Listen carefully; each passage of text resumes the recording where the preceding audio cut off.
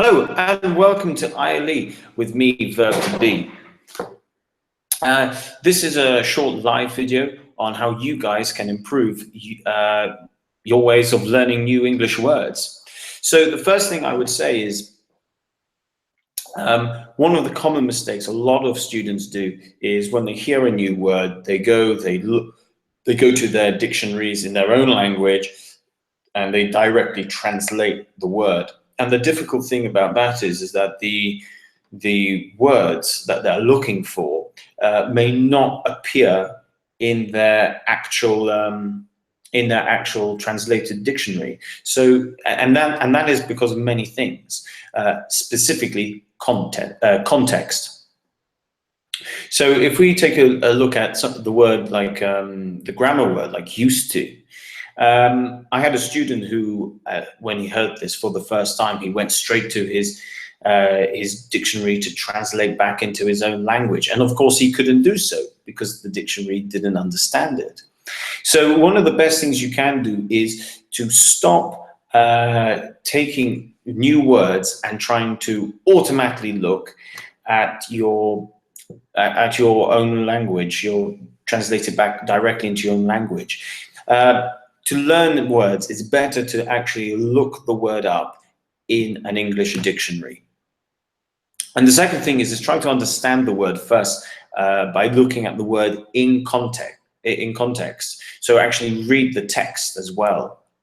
So that's the first thing. Now, I would say that it's certainly from an A2 level onwards, it's a very, very good idea to start looking upwards in an English dictionary. Now, I've added some links in the links below, but I really recommend dictionaries, online dictionaries like Macmillan Dictionary, Oxford Dictionary, and Cambridge Dictionary.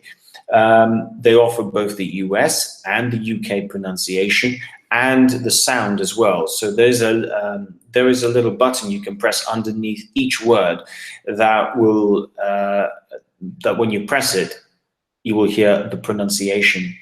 The other thing as well is that they also have the word written in something called phonemic transcript as well, which can help you to help you understand how the word is written from a pronunciation perspective. So those are the first things I would say.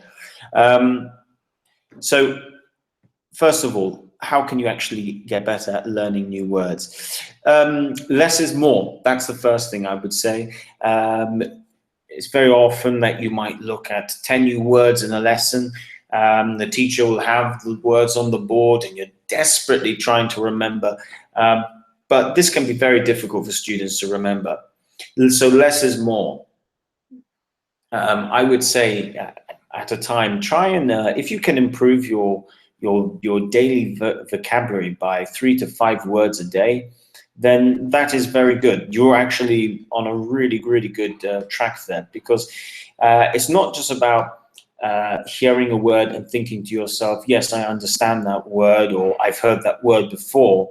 What you really want is not just to hear the word and understand what the word might mean, but for you to be able to use it yourself and to be able to actually use it in context as well, in the right way. So one of the best ways to do this is when you look at a new word, you need to try and fit that word into your conversations during that day. And during that week as well, whether it's spoken or written as well. Even actually just posting a message on Twitter or Facebook or even Instagram, that can actually, because you're actually trying to use that language. So that's one of the things I would say to try to get better at using new language. The other thing as well I would say is, don't be afraid to go slowly when learning new words. It's very common that students end up thinking, I don't know enough words, I don't know enough words. And the answer is you have to go at your own pace. Trying to learn as many words as possible in one go will mean that you won't actually remember the majority. You might even remember less than 3. So truly try to go for less is more.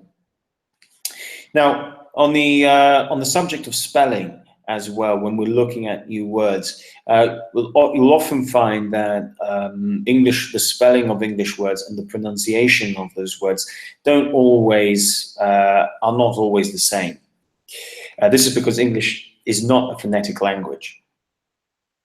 So one of the things that we can do is by improving our understanding of the phonemic or phonology as well. So the phonemic chart, I'll see if I can show you it now actually. So the phonemic chart is the written sounds of English. And whenever I teach students, and other teachers at ILE, whenever we teach students, we always want to try and teach the phonology, the phonemes. So in the background over here, these are phonemes. And once we have a good understanding what these phonemes are talking about, this can really help us have a better understanding of how not just to spell the word, but how to actually say the word as well. I'll actually be doing a lesson on this, a live stream lesson in the future as well. So thank you very much for tuning in. So you might, if this is the first time you're seeing this channel, this is I'm Verb to Be, and we're an online language school called ILE. The full name is ILE Love English. We're currently running courses as well. We're currently running some IELTS, CAE, FCE, so some Cambridge exams as well, and of course business as well, which is a really big one. One of the things that I'd like to say though about the business is, for business English, is that the way we like to work at ILE is that if you are looking at business English, we don't just teach you general business English. The way we like to work is we like to make it specifically about your business. Now, with business English, it also includes profession as well.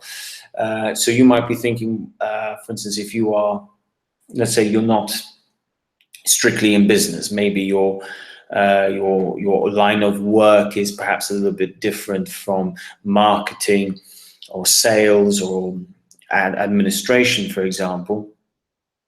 That's absolutely fine. We like to make the lessons about you. So business English is also work English, basically, profession English. So to find out more, I really suggest you go to our website, ileloveenglish.com. It's a brand new website. We have lots of things coming in the future as well. So thank you very much for watching. I'm Verb to Be, and have a really, really lovely day. And I will see you next time.